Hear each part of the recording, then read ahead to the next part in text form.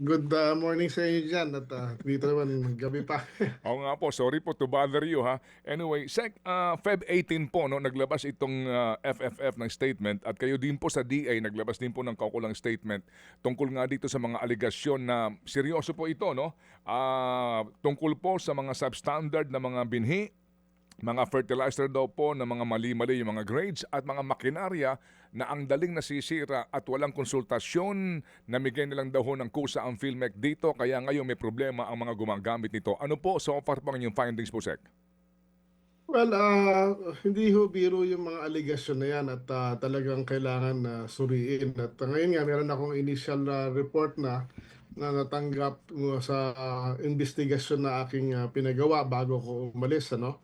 At ang initial report, but before that, meron kami mga regular audits na wala kami nakitang mga irregularities nung January. But of course, due to this report, nagpa-imbestiga ako at ang initial findings naman ay wala naman kami nakikita masyadong issue, no? Sarami kasing nabanggit at kung kailangan isa-isahin nyo yan, siguro itanong nyo lang sa akin bawat isa para masagot ko rin isa-isa. Okay, sige po. Uunahin ko itong equipment kasi po meron kami nakapanayam sa Gitari na recipient po nitong multi-combine harvester. Ito ho ay isang multi-purpose cooperative diyan po sa Kamiling Tarlac. No? Ang ika nila nitong ating nakapanayam, ito pong ibinigay sa kanila po na combine harvester. Una, hindi sila kinonsulta po dito ha, ang kanila pong kooperatiba at ito lang po daw yung ibinagsak sa kanila, ibinigay sa kanila nito pong PhilMec na ito. And then, magmula po na ito ibinigay noong Pebrero last year, come October, nasira na po ito kaagad. Ngayon, sila po yung tumatawag sa supplier para po sa spare parts nito. Unfortunately po, hanggang nito po lamang last week, nung amin po itong tinalakay sa amin pong programa, tsaka lang po dumating yung pyesa. Alam niyo ho yun, talagang pinahihirapan daw sila at ang dami ho nilang reklamo, ang daling nasira at meron silang mga binabanggit nga po na mukhang hindi ito quality product. Ang brand nito po ay Crown Multi-Combine Harvester made in China. Ano po ang inyong reaksyon po dito?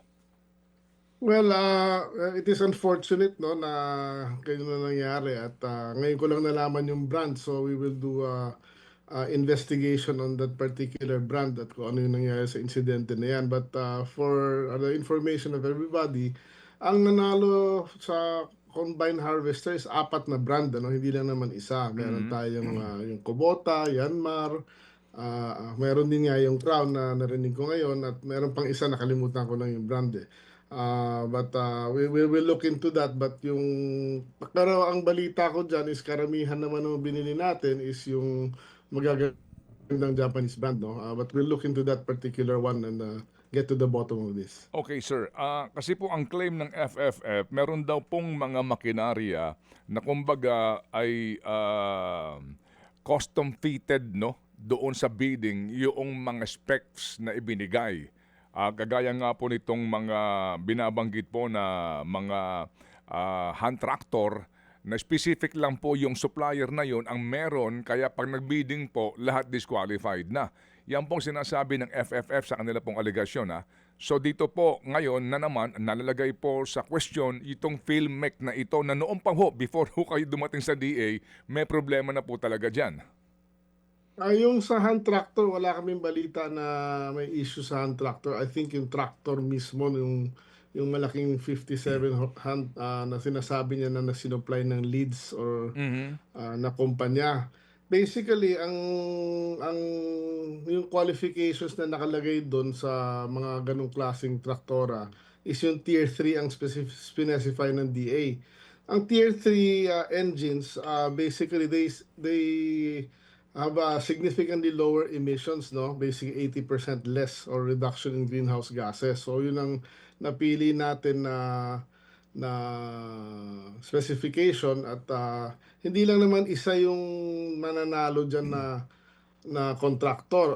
In fact, from my records here right now is almost six brands yung tractor na Tier 3 ang sumasali at nananalo, hindi lang isa as nabanggit, ano. So parang Ah, ah, Parang medyo misleading 'yun ang nabanggit in my opinion ano. Opo, opo. Well, anyway, do'n po sa combine harvester as an example, Sec, kayo ho ba mismo during the distribution nito ay naiimbitahan at nagkaroon ba kayo ng actual po na pakikipag-ugnayan sa mga gumagamit nitong mga makinaryang ito para po sa actual na feedback nila? Kasi ang claim nitong ilang aming nakapanayam na kooperatiba, matapos nga ibigay sa kanila, wala na po, wala nang ugnayan kaya nga nung nasira na po, pahirapan na kasi nga yun po daw ang sitwasyon. Yung mga binili ng PhilMec ay walang mga distributor sa mga regions, wala pong available na spare parts, mga ganun pong usapin po, Sec. Well, it's odd 'no, kasi may requirement na kailangan may service center ang bawat, bidder at, Mhm. tuwing nagbibigay naman kami ng marami akong na-attend na nagbibigay kami ng mga harvester, tractors, ako personally nandun lahat naman ng farmer 'pag nakatanggap natutuwa naman, but, of course we'll look into yung sinasabing hindi sila nakonsulta or gano'n. Mhm. We'll go deeper into that kasi initially ako personally wala akong na-experience na nagrereklamo dun sa binibigay. Yung sa after service, we're now ang pinagawa ko sa DA, team natin even sa PhilMec, ay nagpagawa ngayon ako ng survey. So magsu-survey ngayon ng lahat ng regions, sa lahat ng mga farmers na nabigyan kung ano yung experience nila sa kanilang mga ekwipo 'no, na binigay ng DA. At siyempre yung mga kung meron man hindi maganda o masama ang serbisyo, Mhm. baka hindi natin sila isama sa mga susunod na bidding ano. At, Opo. ma-penalize man sila kung sakaling, talagang hindi yung after sales service nila is palpak. Okay, sir, papaano ho ba ang, sino ho ba nangunguna ng PhilMec na ito? At, papaano po ang funding sa kanila? Sa inyo pong panunungkulan bilang DA Secretary, magkano na po so far sa bawat taon ang naibibigay po sa PhilMec para po dito po sa mga, farm input at mga makinarya na ibinibigay sa ating mga rice farmers? Yung 5 billion na annual allocation from 2019 to 2024 is not exclusively for procurement of tractors or harvester, no? So basically, it covers a whole comprehensive range of, Mm, agricultural machineries and pati yung post-harvest facilities. mm. Katulad nga napansin ko yung mga unang taon ng RCEP, puro traktora binibigay. Pero ang feeling ko talaga ang kailangan natin is yung post-harvest like dryers and, rice mill. So yung this year, pinabawasan ko yung traktora at saka from last year pa pinabawasan ko yung mga traktora at saka harvester, pinararamihan ko yung dryers Mhm. tsaka rice mill kasi yun ang tingin ko mas importante, Ah. sa ating, pangangailangan.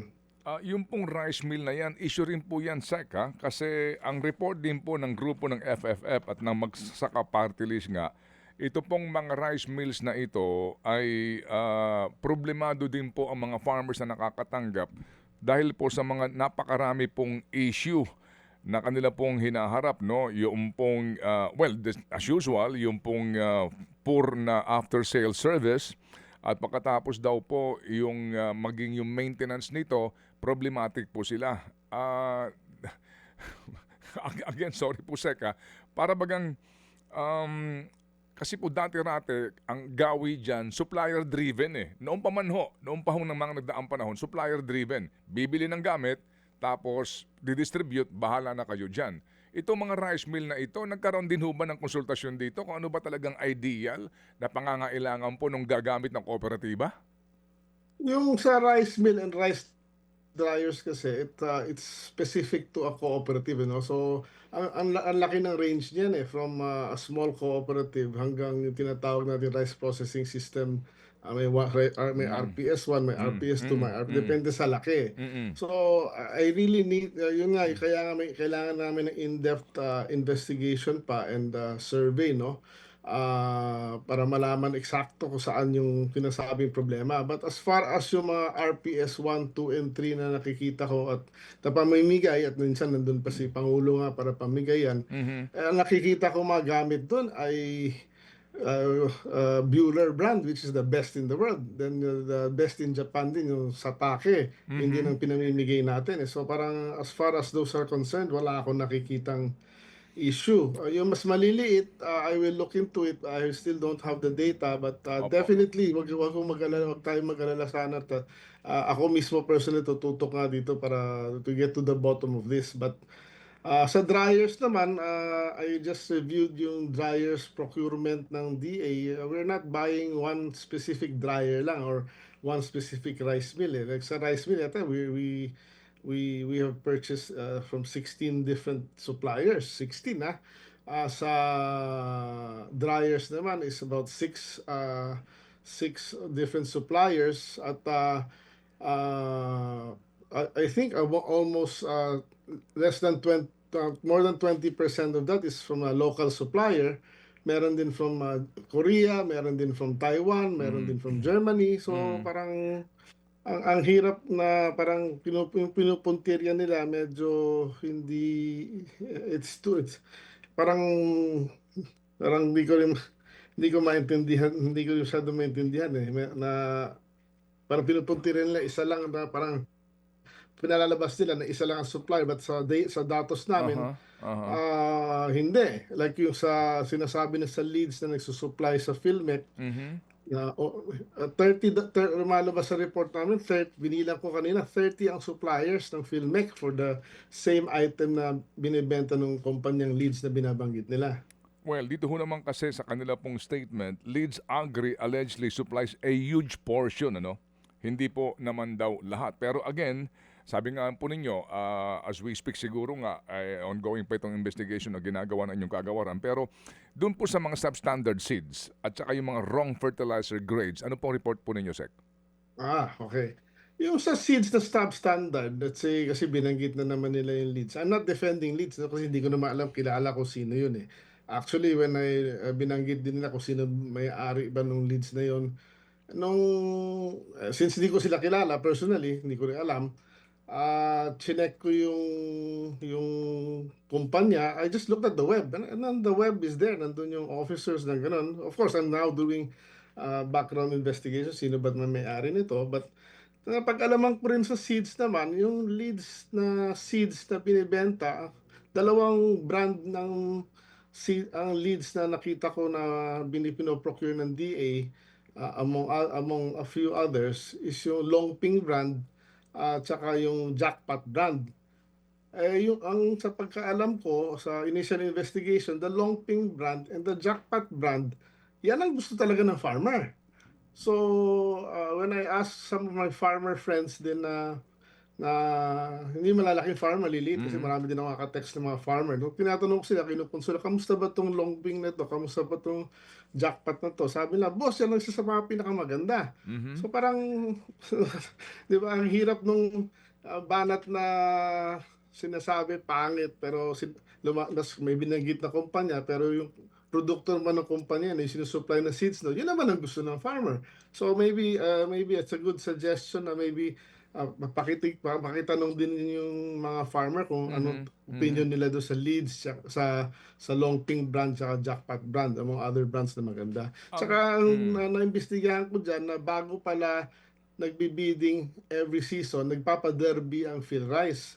Kung sino yung lang ang pumapasa sa derby, sila yung pumapasok sa bidding. And whether nanalo ng malaki o maliit, but as long for me, parang kung nanalo, yun naman ang gusto ng farmer. So di ba, parang what's wrong? Um, ang suggestion po nung isang namin na kapanayam na kooperatiba na bakit daw po hindi i-voucher na lang ito para yung farmer ang may choice kung anong kanyang bibilhin na uri po ng binhi at ng fertilizer. Tungkol sa binhi, that one definitely hindi ako papayag. Mhm. Bakit? We are now setting up rice processing systems all over the country.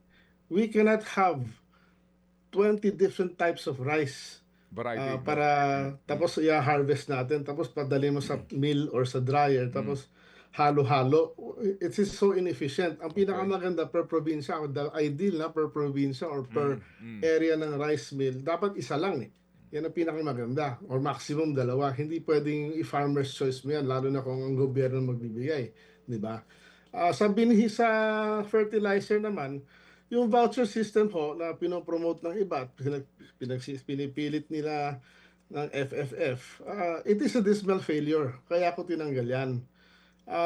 But of course, procurement is also not ideal, no? But then ang kaya nung tinanggal ko yung voucher for this year, last year ginawa namin procurement, but starting 2026, second half, papasok na kami sa IMC card system naman, wherein yung pera lalagay doon sa mga IMC card ng mga farmer na yung parang sa RSBSA registered farmers. Doon nilalagay yung pera para pagbili nila ng